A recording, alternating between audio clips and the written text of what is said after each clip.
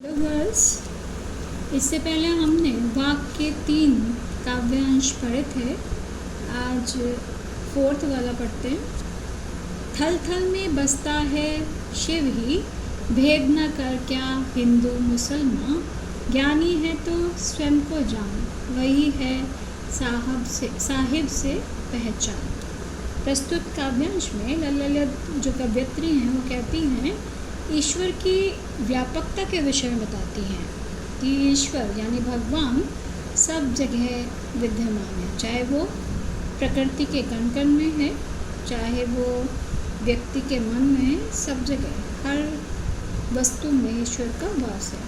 थल थल में बसता है शिव ही। शिव यहाँ ईश्वर के लिए आया है कि थल माने तो प्रकृति की प्रत्येक वस्तु है, उसमें सब में ईश्वर का वास है।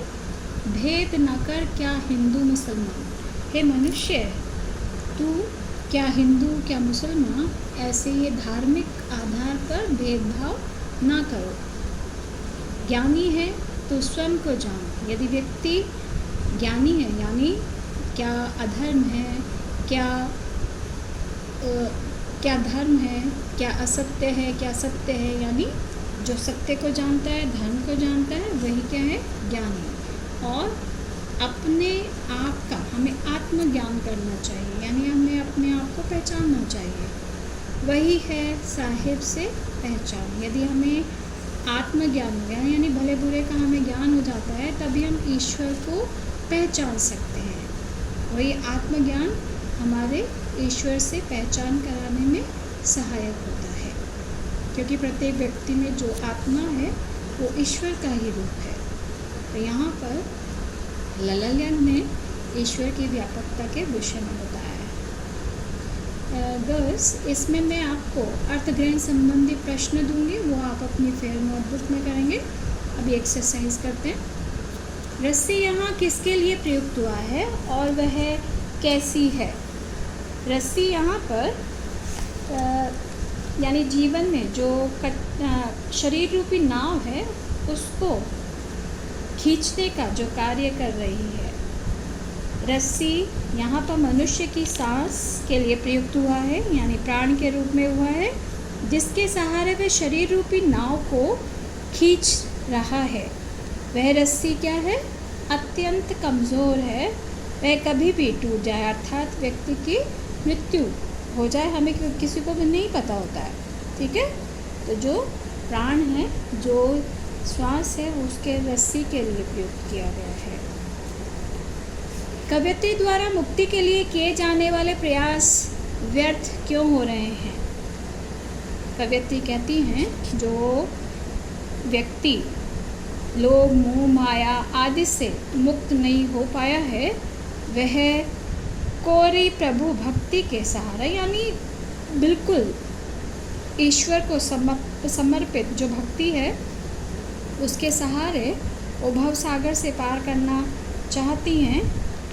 उनकी जो सांसें हैं, वो जो उनकी सांसों की जो डोर है वो अत्यधिक क्या है, कमज़ोर है, इसीलिए उनके द्वारा मुक्ति के लिए किए गए प्रयास क्या हो रहे हैं, विफल हो रहे हैं। यानी जो वो प्रयास कर रही हैं उन्हें उससे उनको मुक्ति की प्राप्ति नहीं हो रही है। कवयित्री का घर जाने की चाह से क्या तात्पर्य है? यहाँ पर कवयित्री कहना चाहती हैं कि इस भव सागर से मुक्ति पाकर वो अपने ईश्वर की शरण में जाना चाहती हैं। वह परमात्मा की शरण को ही अपना घर समझती हैं। भाव स्पष्ट कीजिए। जेब टटोली कोड़ी न पाए, यानी ये प्रसंग उस व्यक्ति के लिए है कि जो व्यक्ति सांसारिक वस्तुओं में, सांसारिक विषयों में फंस कर रह जाता है, उसके जीवन के अंतिम समय में यानी कोई भी ऐसा कर्तव्य, ऐसा व्यवहार नहीं होता जिसका लेखा जोखा वो ईश्वर के यहाँ दे सके, और अपनी जो भक्ति है, भक्ति के फलस्वरूप प्रभु को देने लायक यानी उसके पास कुछ भी नहीं है। यानी सांसारिक काम तो हम करते हैं, जीवन जीते हैं, भोग विलास में रहते हैं, लेकिन हम सत्कर्म नहीं करते हैं जिसका ब्यौरा हम ईश्वर को दे सकें।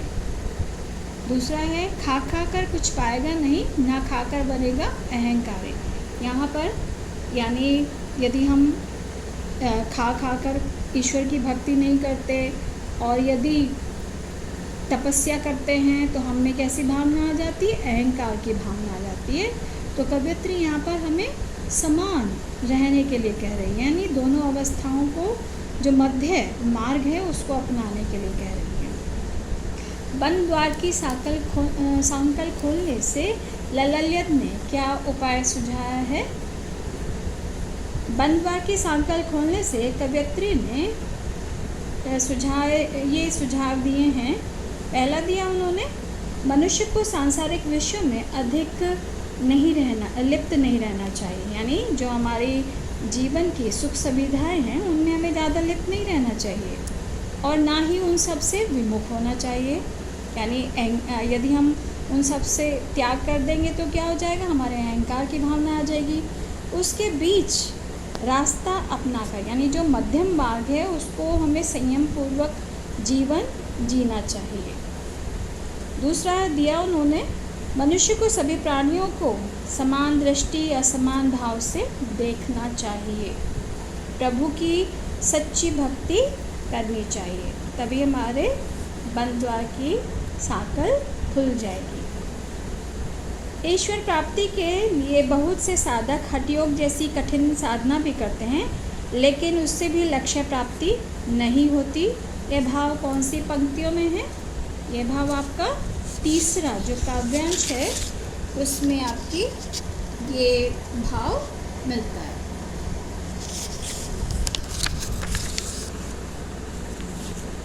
नेक्स्ट है आपका, ज्ञानी से कवयित्री का क्या अभिप्राय है?